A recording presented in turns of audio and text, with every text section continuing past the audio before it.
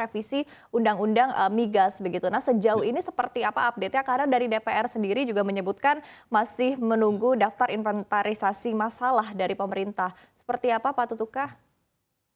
Ya, yang pertama kami telah membahas beberapa kali juga dengan bersama Badan Keahlian DPR bersama dengan SK Migas, dan saya rasa kami sangat siap untuk mengajukan rancangan ini yang kami sudah perkirakan, ya utamanya adalah untuk memperbaiki iklim investasi.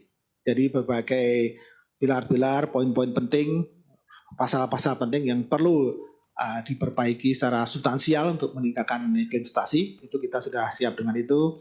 Juga untuk ease of doing business, kemudahan dalam berusaha, itu juga kita juga perbaiki.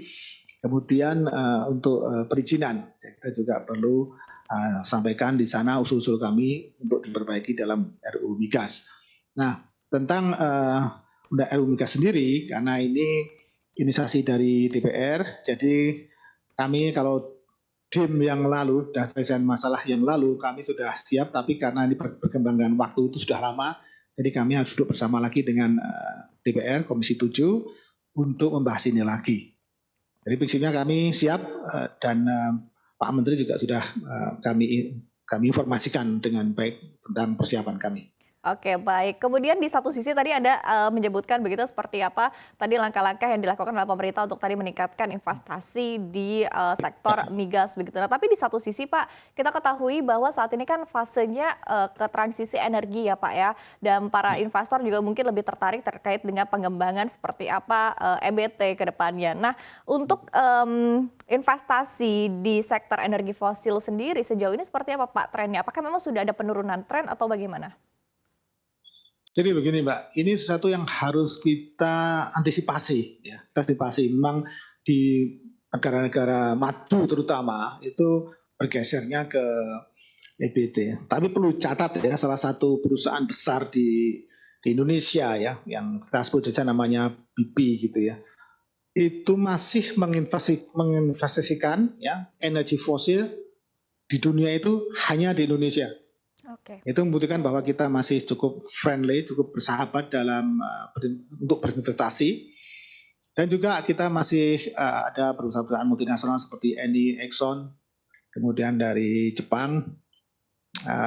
Jadi kita terus berupaya untuk membuat atraktif ya. Kita paham bahwa selama ini kita kurang atraktif ya dalam sebagai perbandingan dengan negara tetangga ya. Atraktivitasnya kita kurang, juga kecepatan pengembalian modal di negara dari perusahaan industri migas kita ya, migas di Indonesia itu juga kurang baik. Jadi kita perlu perbaiki kondisi itu, kecepatan modal supaya lebih kompetitif, atraktifnya supaya kompetitif dibanding dengan negara-negara tetangga atau negara-negara dunia.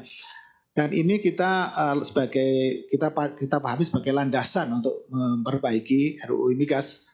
Nah, kita jangan lupa bahwa kita memang ke depan kita mempergunakan renewable energy, tetapi kita mempunyai sumber fosil energy yang masih sangat banyak. Apakah kita akan tinggalkan selamanya?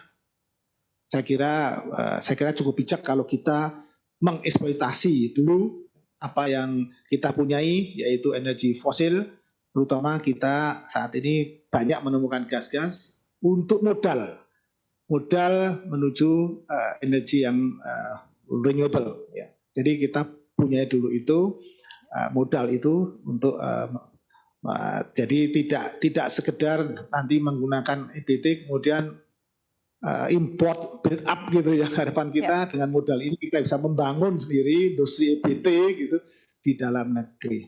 Makasih. Oke, baik Pak Tutuka. Kemudian tadi terkait dengan eksploitasi dulu begitu ya Pak ya ke depannya. Nah, ini salah satu yang menarik dan juga menjadi perhatian banyak pihak. Ini adalah terkait dengan di East Natuna sendiri. Nah, targetnya Pak, kapan akan mulai dilelang dan sejauh ini sebetulnya seberapa besar ketertarikan para investor untuk tadi ya di East Natuna ini sendiri? Karena kabarnya kan juga gasnya begitu besar, kemudian tidak hanya gas tapi ada juga minyak begitu. Seperti apa Pak update-nya? Iya. Jadi Natuna ini mungkin hampir 45 tahun ya, sudah tidur gitu, tidak dikembangkan.